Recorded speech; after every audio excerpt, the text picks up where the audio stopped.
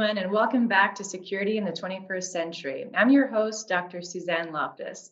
I'm pleased to have with us on the show today, Nicholas Gvosdev. It's nice to have you with us today. Thank you for being here. Pleasure to be here, Suzanne. Nicholas is a professor of national security affairs at the U.S. Naval War College. He is also a member of our LOISAC group. LOISAC group is a collaboration between the Munich Security Conference and the Marshall Center, and focuses on enhancing U.S. and German security cooperation and partnerships. So Nicholas has written quite a few interesting articles recently, and I thought we could talk about them today. And the topics range from Russia and US national interests, as well as the coronavirus through a realist lens, and also on the global order and the shifts that are taking place today. So Nicholas, if we could start, could you please tell us a little bit about the trends that are going on that explain this shift in global order? We see the Germans have called it the Zeitenwende. My pronunciation is probably terrible, but it means a turn in an era, a turn of an era in global politics. Could you explain to the audience a little bit what that means?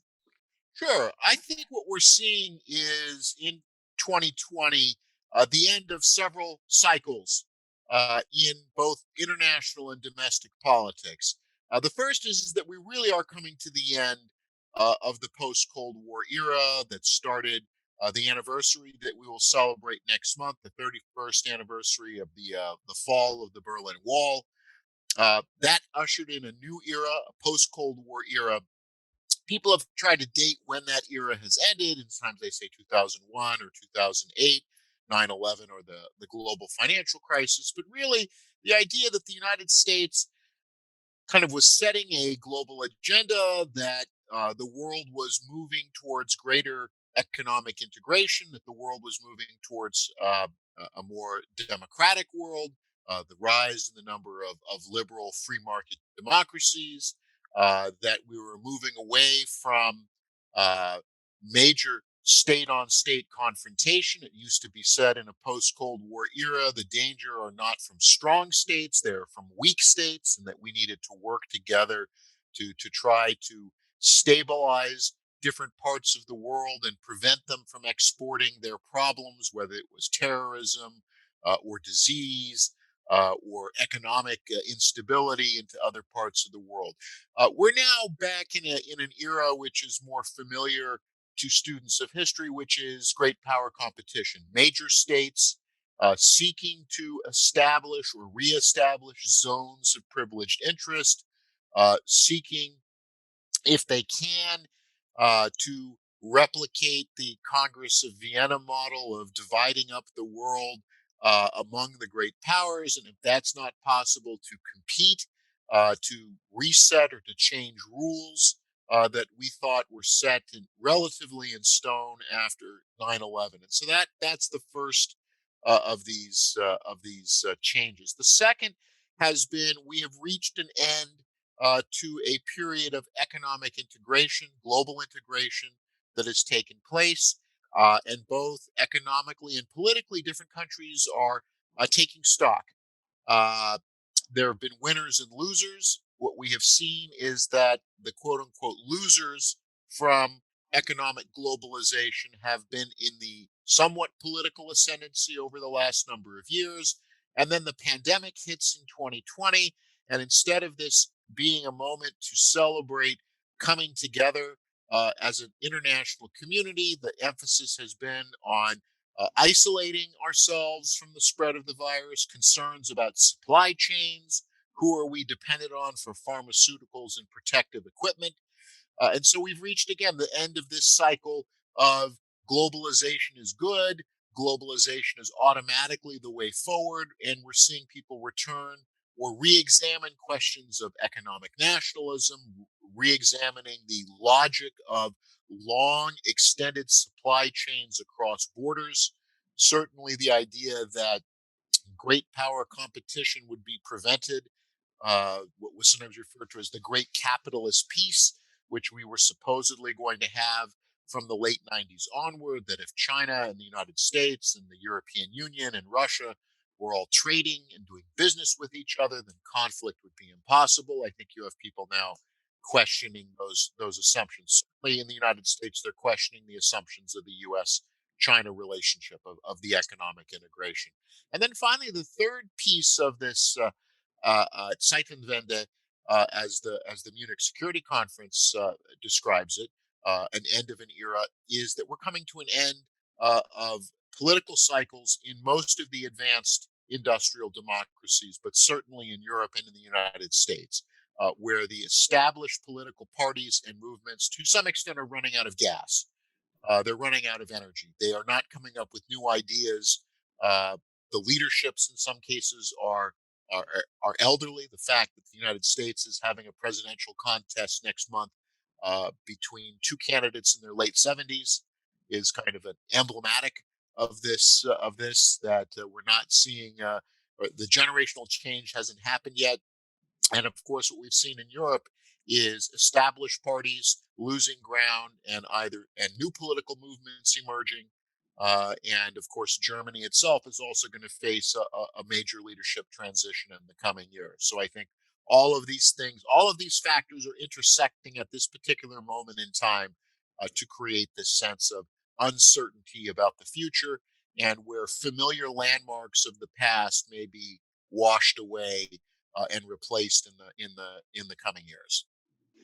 Yeah, you really laid that out quite well and explained all the trends that are going on. It was quite remarkable and striking to see how each country responded to the coronavirus pandemic, and how perhaps in the past there would have been more cooperation or more leadership coming from the United States, or especially more cooperation between the United States and the European Union. It was really just a test of strength to see the relationship between everyone these days, and why, and to see how they would basically react to such an event. You also mentioned that there has been some losers in globalization who have now started to make their mark again, or who have started to rise in economic prowess, and that perhaps translates to more influence around the world as well. So there's quite a few different, let's say, trends again, as I mentioned. But the United States, however, is still the global superpower. It has the largest military, it has the largest economy in nominal terms. And so there's all this talk about how it's the US is waning and hegemony is waning. And we can clearly see that it's maybe happening in some ways, but it's not 100% established or determined that that's really what's going on. There's still debate about it. However, what I do notice, and what I'm sure the entire security community also sees, is a decline in the US's ability to compel or convince other major states in the international system to accept its preferences. Why do you think that that's going on? And how can we see that actually happening these days? In part, that's because the situation that emerged after 1989 to 1991, to some extent, was artificial.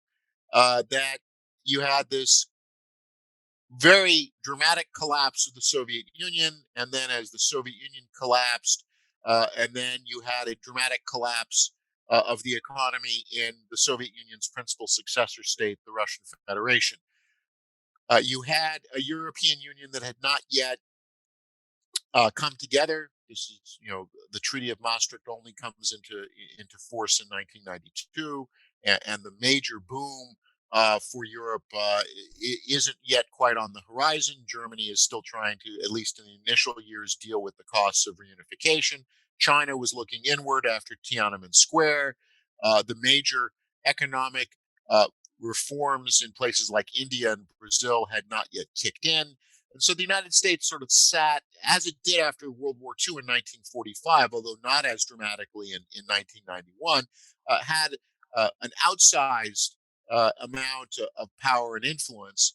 And the problem is that the U.S. national security establishment, and more importantly, the political establishment, took the conditions of the 1990s as normative, that this is, in fact, how the world ought to operate, how it's going to operate.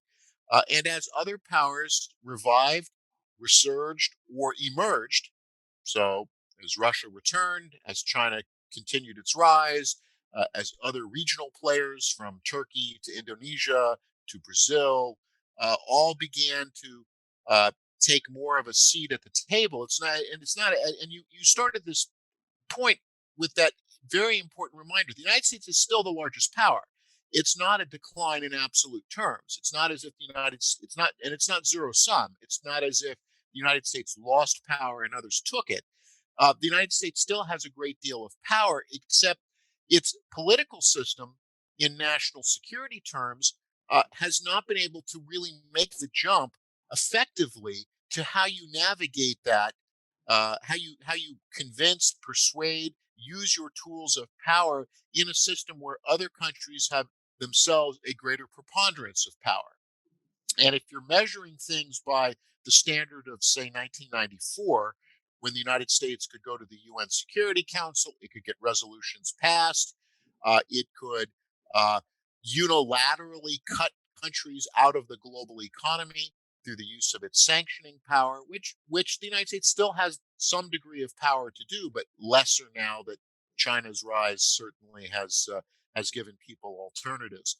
But the United States isn't sure of how it's going to navigate this world, say, of the 2020s, where, for example, if we take developments in the Middle East, where in 1994 the United States was the only game in town. All roads ran to Washington, economically, politically, and security terms. In 2020, uh, a Middle Eastern country that's on the outs with the United States, say Iran, it can be sanctioned by the US, but now there is a much larger China that is prepared to buy its oil, to do business with it. And in security terms, if you are a Middle Eastern country and the United States doesn't want to provide equipment or isn't going to be as active in conflict resolution, there is a pathway back to Moscow now. Mhm.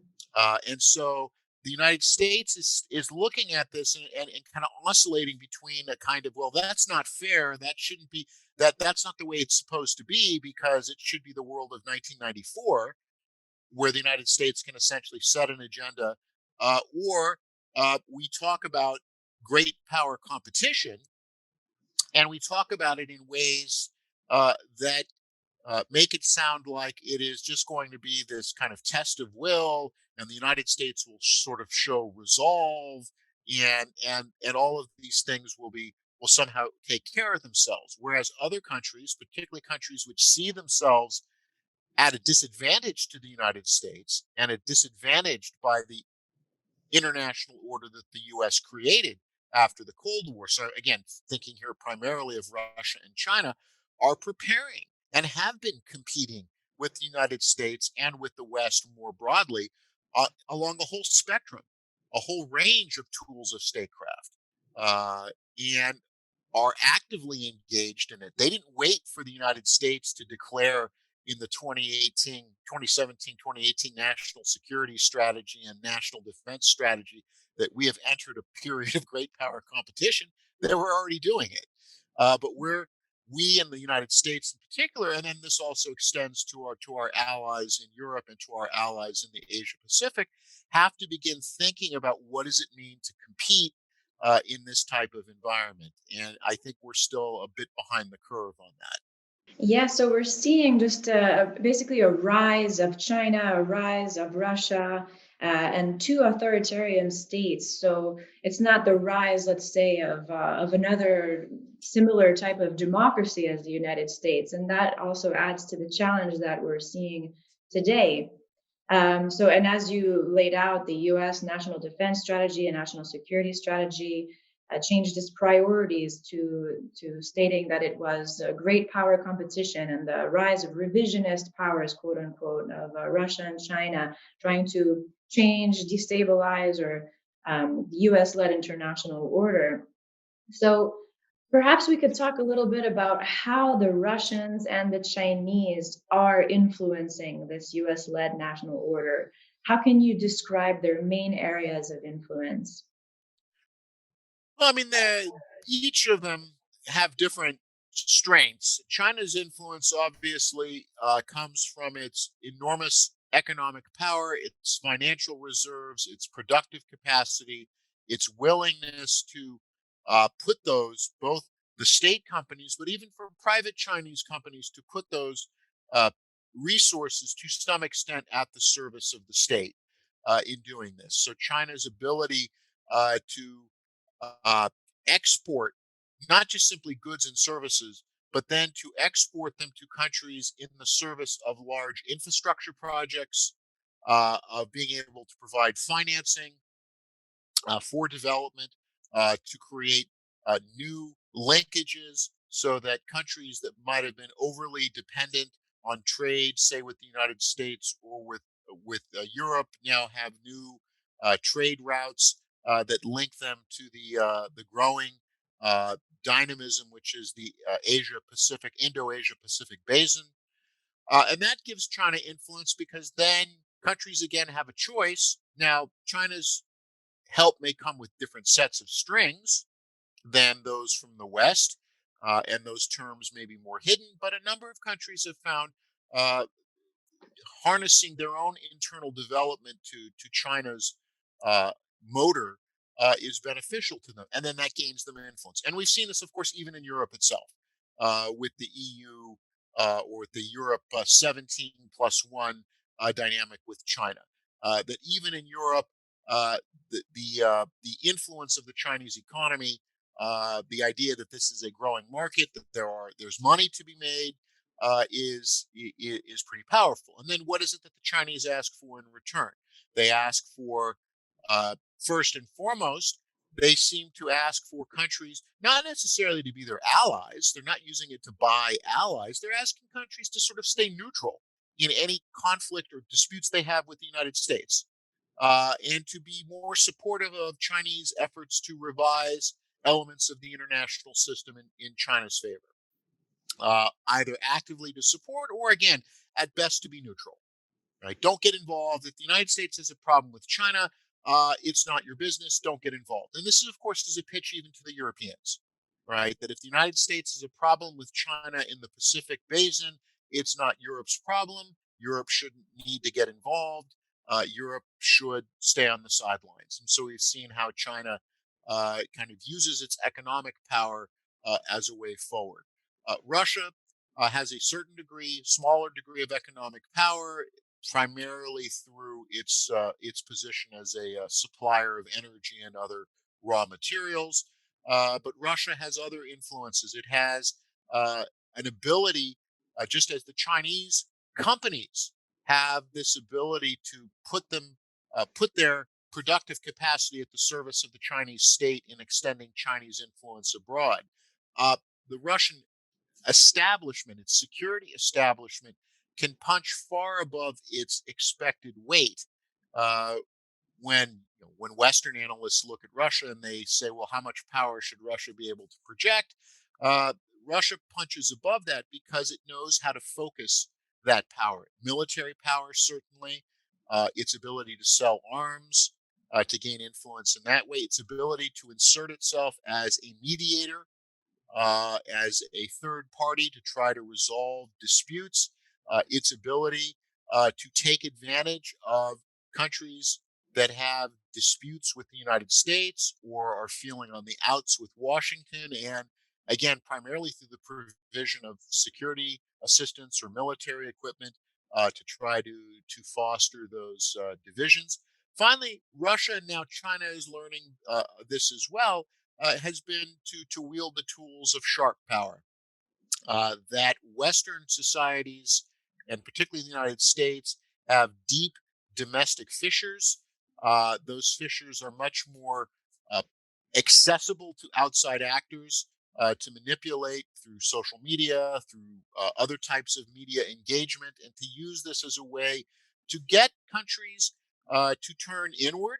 Certainly, to get the United States to be less involved in other parts of the world, if you can exacerbate or help fan discord within the U.S. or to create political problems within the U.S. But also, and this goes back to your point about the authoritarian challenge. And linking it back to the end of this political cycle that we've seen since the end of the Cold War, what I've been calling in this essay I did for Orbis for the fall issue of the journal Orbis, the end of the 30 years cycle, and that what we have is people even now questioning, and we've seen this in the polling data among younger generations, questioning the efficacy of democracy. Right? Do liberal democracies actually deliver? Can they deliver economic security? Can they deliver economic growth? Can they deliver physical security? Can they deliver on promises of justice and equity and social development? And again, it's not that the Russians and the Chinese are saying adopt our system in particular, but they're getting people in the West to question whether or not the liberal democratic free market system that everyone said was ascendant after the fall of the Berlin Wall, and that was, as in the famous article by Francis Fukuyama in the National Interest, that this in fact was the quote end of history. This was the point to which all societies in the world were evolving towards. And now to say, well, maybe that's not the case, and so both Russia and China are using their influence to some extent to get the Euro-Atlantic community to question its faith in itself and its ability to shape both their own societies as well as the international order.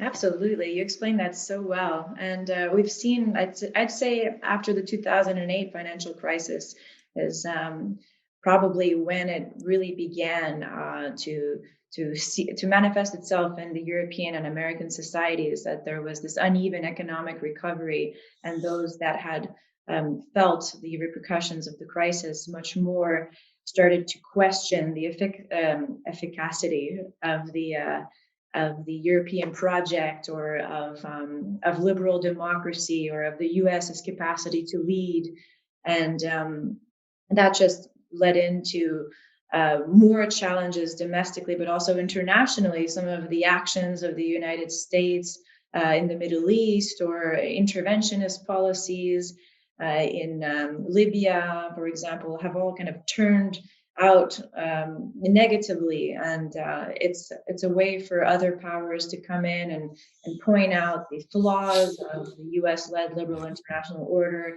and the flaws of liberal democracy within the structures themselves. So also, a lot of this information warfare is about immigration policy, for example, how liberal democracies are too liberal with their immigration policy, and that is affecting national identity inside the various nations, and affecting the indigenous laborer, and kind of displacing them, and just really reinforcing all the existing rifts in society. So they've definitely managed to capitalize on that. And then after the Russian invasion of Crimea, the United States and its European allies placed some sanctions on Russia. And as we saw, this, first of all, has not changed Russia's behavior, but has pushed it closer to China. And now Russia and China have a stronger, or closer rather, relationship to one another, both in terms of trade, and they were doing some military exercises together at some point. How do you see the Russia-China relationship evolving and developing? And should the West try to work together to discourage further Russia-China convergence? Yeah, well, this is, I think, the critical question that we're facing as we move through the 2020s and beyond, which is for years, people were warning that we were seeing a trend towards, whether you called it a strategic partnership or an entente or something where Russia and China were aligning more with each other. There was always going to be some degree of Russia-China connection. It makes geopolitical sense, economic sense, but the what we would always hoped was is that Russia and China would always balance their relationship with each other with their relations with the United States, with the European Union, and with the major states of Europe in particular. What we have seen, as you have pointed out, partly by Russia's own actions and its choices that it has made, but also by how the West has been uh, responding, is that we are creating incentives for Russia and China to move closer together. Uh, I think we have too much faith in the idea that ultimately Russia and China's interests may diverge, and that all we need to do is simply wait for that inevitable disagreement to happen. I don't think it's good security policy to base your actions on your expected, Russia-China war of 2054, that somehow uh, Russia and China will inevitably have a split, and therefore we don't need to worry about this because between now and say 2054, Russia and China together can do a lot of things uh, in their interests that will be problematic for what the United States and what the other members of NATO and the European Union would like to see happen in the world. We're already seeing this is that for years Russia resisted selling some of its most advanced military equipment to China.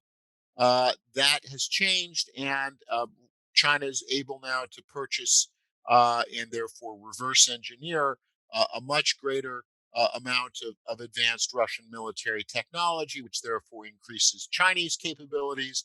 As Chinese capabilities increase, the United States must pivot more into the Indo-Asia Pacific to counter that. As the United States pivots to the Indo-Asia Pacific, the question about what happens to Europe. Do Europeans pick up more of the slack for the defense of the continent and indeed the defense of the Atlantic basin?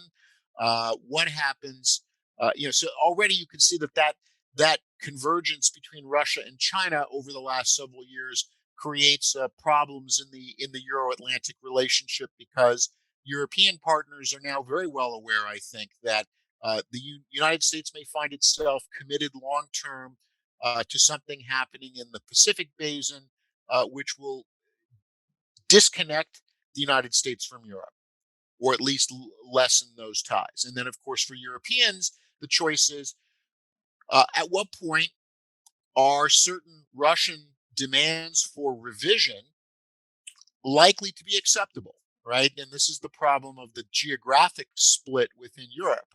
What I've always have always found is the farther west and south you go in Europe, the less appetite there is for confrontation with Russia. The more a sense of, well, we can reach some sort of accommodation, we can make some adjustments to the post Cold War settlement. Obviously, the further east you go in Europe, and to an extent, the further north and east you go into the Arctic, you may find European partners that are a little more concerned about giving ground to the Russians. The question is the Chinese relationship giving Russia some degree of confidence that it can continue to pursue these policies. That if Russia had to, on its own, come to terms with its major European partners, would it be more accommodating? Again, I think some of the evidence shows that this Russia-China partnership is what enables China to project out into the south and into South Asia and then into the Pacific, knowing that its kind of Eurasian backyard is relatively quiet. And then, of course, for Russia, the sense that it can project into the Middle East and into Europe because it does not need to be as concerned about its eastern borders, and then that there is some degree of economic partnership between the two. And then, of course, the moves on currency are very interesting. At some point, will Russia and China continue to stop or decrease the amount of dollars that they use? And then, of course, that has ramifications for the United States. If the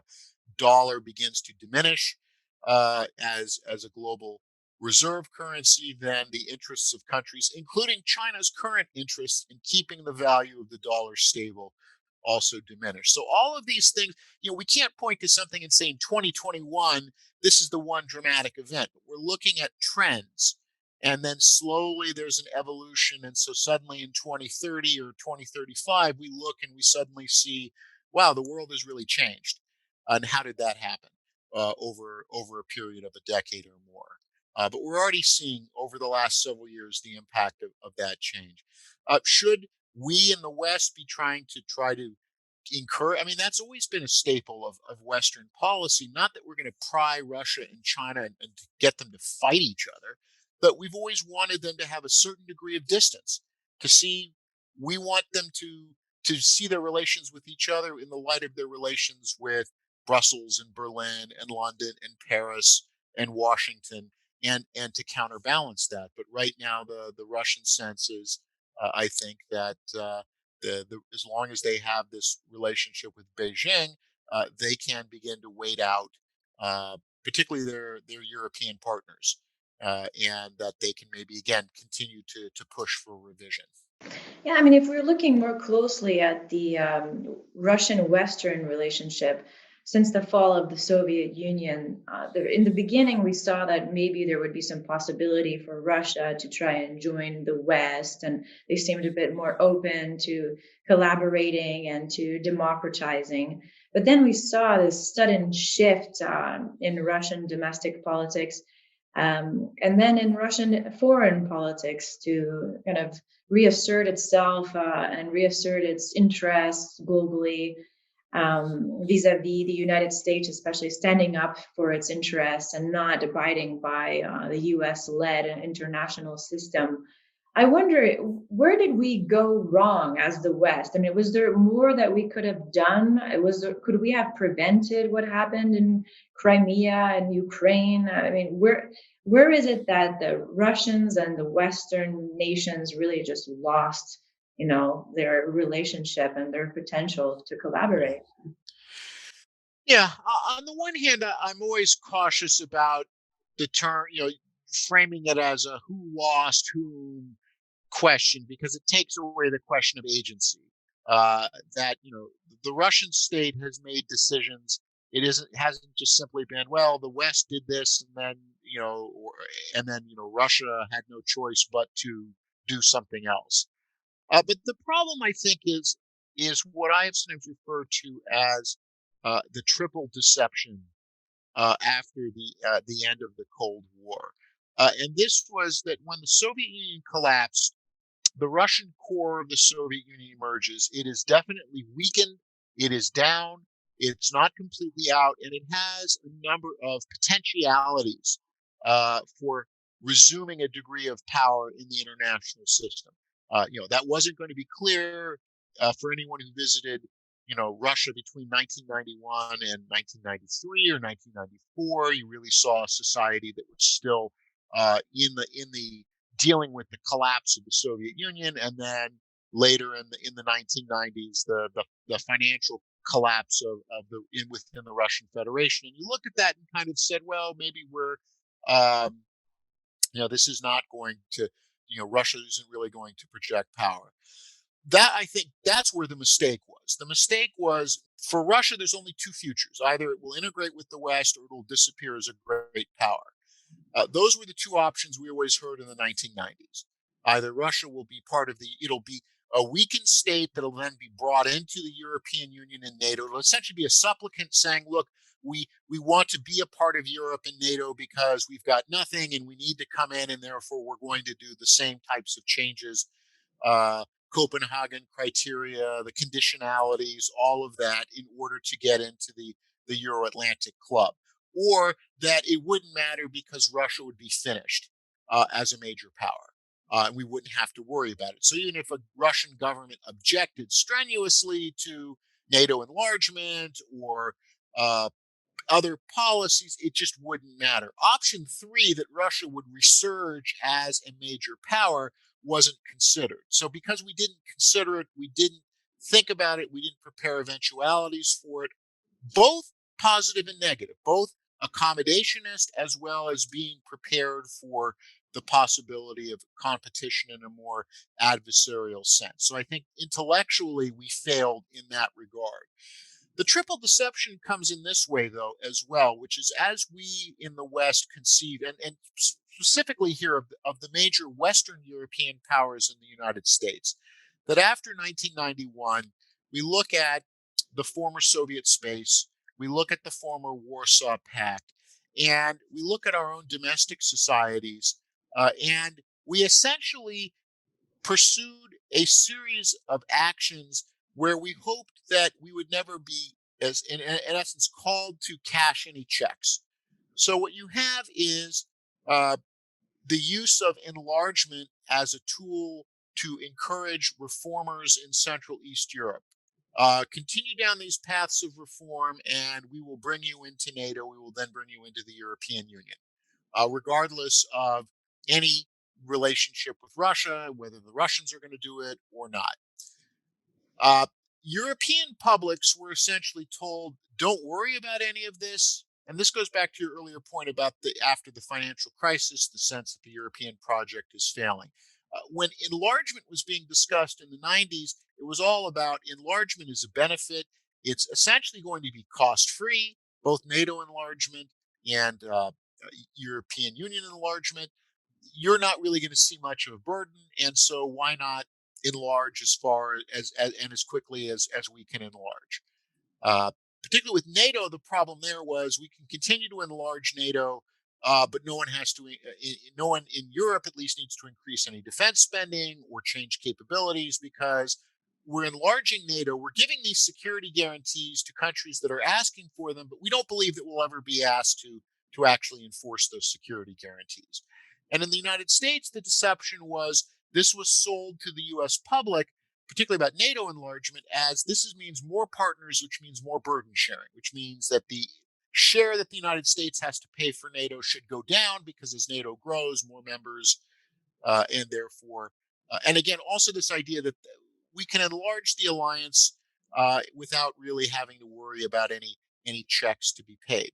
The problem is geography is a harsh mistress in Europe, particularly when it comes to security, particularly when it comes to major advances over the last 20 years in what we call anti-access area denial technologies.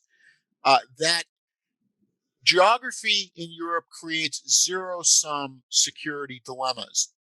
If I move a system, an air defense system, further in your direction, by definition, I can now project a bubble that may intersect with your territory. In turn, if you move things to your borders, you now have the ability to project and have that anti-area access denial bubble pushed out over my territory. And so the problem that we have seen that NATO is still wrestling with is that when it comes to Romania, Poland, the Baltic states, when we talk about cooperation with Georgia or Ukraine, is that it becomes zero sum. If we move people into the Baltic states, the Russian general staff starts worrying about vulnerabilities. If we say we're not going to move anyone to the Baltic states, the Baltic allies get worried because then they don't feel that they're secure. And so we haven't worked out. Again, this is part of this issue of thinking through great power competition. We haven't worked out how we assure allies without necessarily with the Russians creating a situation where we're going to spiral towards conflict. And the two solutions of the 1990s are not on the table. Solution one, which was this will all solve itself because when Russia itself becomes a member of NATO and the European Union, it won't matter because Germany, Poland, Russia will all be together at the same table. That's not going to happen. For the same reason, it's not going to happen for Turkey and the European Union, which has been one of those seams Russia has exploited as well. The other one, even with the oil crisis and economic crisis and COVID, I think we have people that still look at every moment are just waiting for this problem to solve itself by Russia collapse, right? The Russians will just collapse and then this will cease to be a problem because Russia will have disappeared as a great power. Again, Russia's got a brittle political system. It's got some real economic issues. But again, waiting for Russia to collapse as your security strategy for Europe, I don't think is quite advisable. So then again, it's how do you manage competition with a major power that has real capabilities and has shown in Syria and in Ukraine in particular, as you noted, a willingness to use those capabilities. And that's what we have to be thinking about moving forward. Mhm. Yeah, I definitely wouldn't rely on the Russia collapse. They seem to be quite resilient if you look throughout history. There's always coming back from the ashes every time and finding ways to survive, you know, even post sanctions, with import substitution and diversifying trading partners, using their rainy day funds. I mean, it's like they always have something, you know, that they use to be able to survive and get out of their mess. Um, so, in this podcast series, I like to ask each of the interviewees specific questions about great power competition, the transatlantic relationship, and disinformation campaigns, and tailor these questions to, you know, what they've written recently, for example, or what they do for a living. So I thought that in terms of the great power competition and transatlantic relationship question, we could tailor that in the context of the coronavirus pandemic, because I saw that you recently published something about that that was quite interesting. So, in your opinion, how has the pandemic exacerbated both great power competition and current existing transatlantic tensions? Yeah. Well, the thing with the pandemic, which is quite interesting, is that all of the major powers see the pandemic not as a moment to say we must stop competing for a while and all come together to face what is undoubtedly a common challenge, right? No part of the world, no country is immune from this. No country has not had loss from the pandemic, but the attitude has been we may take losses, but our competitors will be hurt even worse. So why cooperate with our competitors and essentially throw them the life preserver of cooperation if we think that they're going to be struggling? And so we've seen this in how uh, different countries have said we're going to hoard equipment, we're not going to work together on a vaccine, or we will have competing vaccines. Uh, we will have competing treatments. No, the proposals at the G20 for, hey, let's kind of set aside some of the disputes and conflicts around the world. And, the United States says, we're not lifting sanctions on Iran, India, and China.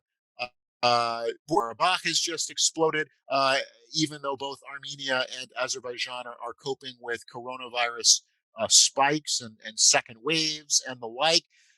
But it's this idea that the virus is going to hurt you more than it's going to hurt me. And therefore, I am not incentivized to cooperate with you. And in fact, if I can make your recovery from the virus more difficult, then that's the kind of policies that I'm going to pursue. And so all this talk that, Bill Gates was waxing eloquently in March about coronavirus could be equivalent to World War II. It will put together a grand coalition of states to work together.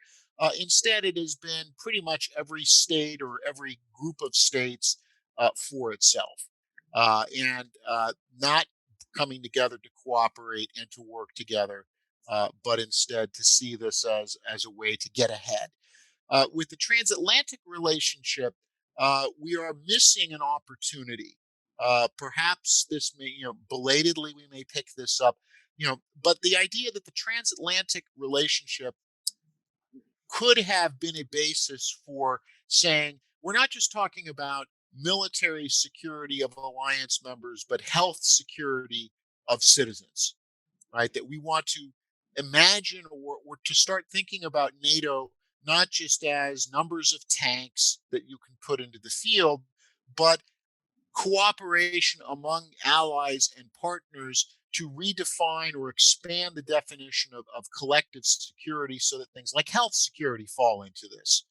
What we saw instead was that NATO allies, at least at the beginning of the pandemic, were more likely to be competing against each other for personal protective equipment and pharmaceuticals than they would be helping each other. And that, I think, damaged the credibility of NATO among some of the populations. But NATO in turn also has a longer term issue that you have publics in all of the NATO countries. They're all broadly supportive of the idea, but then you begin to drill down and say, well, what does this mean to you in your day-to-day life? And there's a disconnect. Well, why does the alliance matter? And if we could reconfigure or think about the alliance beyond just simply this is going to be defense against a revisionist Russia, which and certainly in some countries in Europe that is definitely a priority. But to say to publics, and this is something that in the Doorstep podcast, in the first edition of the Doorstep podcast, which launched this month, was to look at people's concerns. They're worried about health security. They're worried about information security. And you have a pool of countries in the NATO alliance that could be doing a lot more on information security, 5 to 6G networks, pandemic protection, health security, and that all of these could create a basis for public and popular support for regenerating the transatlantic tie, because that tie right now is frayed, not just simply because of political leaders, although we can assign some blame to who sits in the White House and in other places, but the idea too that a simple change of administration in the U.S. fixes this, it doesn't. You need to reimagine the alliance, and I think we have to be think. The pandemic has given us an opportunity. We haven't taken it yet, but the pandemic is still ongoing as a way to reimagine the transatlantic relationship in favor of not just military security, but things like health security and information security as a way to get the populations of the alliance more invested in its continuation. Absolutely. I mean, it's 2020. This alliance and the relationship has been ongoing for 70 years or plus, and threats have changed. The world has evolved. The geopolitics has changed. Perhaps we just need to, as you said, sort of take a look at the alliance system and kind of adapt it to modern day challenges, and also try to re-educate the younger generation about why the alliance is important, why the relationship is important. And one of the best ways to do that is to adapt it to what's going on today. So as you said, health crises, for example, it really does provide an opportunity for NATO and for the relationship at large to collaborate on more modern day, let's say, challenges going on. So as you said, the pandemic really just kind of underscored and highlighted the problematic areas and where we need to kind of focus on to improve and to achieve a more collaborative future between the alliance. And then lastly, but definitely not least, I wanted to ask you about disinformation campaigns. So we've been hearing a lot about these, especially during the pandemic. Actually, we've had a lot of disinformation coming from all parts of the world about who started it, and who's the leader in the world, who's helping people the most, who's not, and a lot of distorted information floating around. So the pandemic has highlighted that, but it's definitely not been just as a result of this pandemic. We've been seeing disinformation campaigns for years. It's nothing new. But what are the effects likely to be in this current Zeitenwende, as we said in the first question? And what advice would you have for the West in particular to counter these threats? I think one of the things that's changing with these types of campaigns is that they're moving away from propaganda towards a type of moral and relativistic nihilism. And what I mean by that was it used to be that propaganda and information campaigns still had the idea that there was a truth out there that I wanted to convince you of. I might lie about that truth. I might make things up. I might have a Potemkin village, but I was still trying to convince you that my perspective or my way or my solution was better, or that yours was worse. And so when you used to have, say Soviet propaganda campaigns, it would be about, you know, the United States is a threat to peace, and here are the military spending things, or the Soviet Union has a better healthcare system because primary care is free for everyone. And so there was the sense of, we're trying to convince you uh, that your position is wrong or our position is right. What we're seeing now increasingly with these disinformation campaigns is they're not designed really to convince you of anything. They're not designed to get you to say, "Huh, I was wrong about that idea or perspective, and I should change my thinking." Instead, they're designed to get you to question the idea that we really know anything? Is there anything such as objective reality? In the sense that, well, when I turn on the news and I see something, I see an event in Syria, I see an event in Nagorno Karabakh, I see an event in Italy, I see protests that are happening. Do I accept that and say this is a slice of reality, or do I just say, well, all of it is fake, all of it is fake, all of it is manufactured. We can't know what happened with anything. Um, Airliners get shot down. Well, who knows how they got shot down? People get sick, they get poisoned. Who knows how that happened? Who can tell? And what you're seeing with these newer propaganda campaigns is getting people to question. And this goes back to the foundation, as you were mentioning earlier, Suzanne, about liberal democracies and about how they operate. This is getting people to question things such as that, well, I can know about what's happening, I can play a role in government, or that I can trust my government, I can trust the media sources of my country, I can trust the institutions. And when you get that more approach of a sharp power, which is designed to atomize and divide societies, the goal is not, again, the goal is not uh, to get people to say, we're going to remodel our society on Russian or Chinese lines. The goal is for societies to say, we've got so much internal discord, we're just not going to be able to project or interfere or get involved in other parts of the world. And so we're seeing that with these campaigns of, getting you to question whether or not everyone lies. I mean, that's really what you've been seeing over the last number of years. It's not a question of, in 1980, Radio Moscow would tell you, the New York Times lies, but we're telling you the truth. Today, the propaganda disinformation campaigns are, everyone lies, everyone is shading the truth. There is nothing objective, and therefore you can't take any of it seriously. And if you can't, and also therefore you shouldn't be prepared to support any claims. Uh, well, the airliner gets shot down in Ukraine. Well, if you can't know how that airliner got shot down, well, should we really impose sanctions? Should we really increase defense spending? Alexei Navalny comes to Berlin. Well, should we really have sanctions? How can we know what happened to him, really? Maybe he poisoned himself. Maybe he had an allergic reaction. Maybe he was fine, and then he arrived in Berlin, and they injected him with something.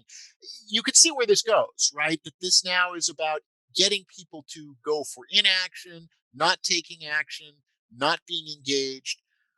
What are the responses to it? I mean, again, some of this is personal responsibility and collective responsibility in the West. My colleague Tom Nichols had a very interesting suggestion when Politico asked about changes you would like to recommend. He said, we have too much free internet time. People spend too much time online because they're not paying for it as they used to when we used to have famous dial-up services of the 90s, which is when you wanted to go online, you were paying for it. And therefore, you had to be very judicious about your use. Today, people can spend their time sharing things, not, well, my friend sent me this interesting thing on Facebook and it's really fascinating, and I'm going to spend a lot of time delving down into this. We have to break people out of the conspiracy mindsets that, the truth is out there. And that I am now, we see with a lot of these disinformation campaigns is they're designed to prey on people's sense that things are being hidden from them. Media companies need to take up their share of the responsibility. the internet providers for not just simply saying, well, we're just a pass through. We have no responsibility for things that are on our sites. And media organizations need to take more responsibility for their failings.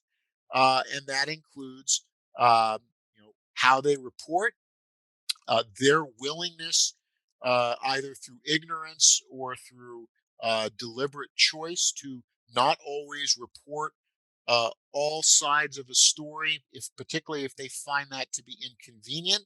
This is a.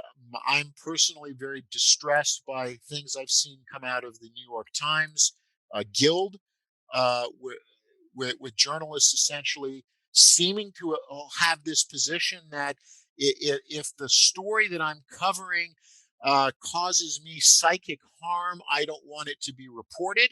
Well, you're creating conditions then where someone says, well, obviously we're not getting the full story, and therefore someone comes up and says, but see, I went to this source and it's telling you the real story.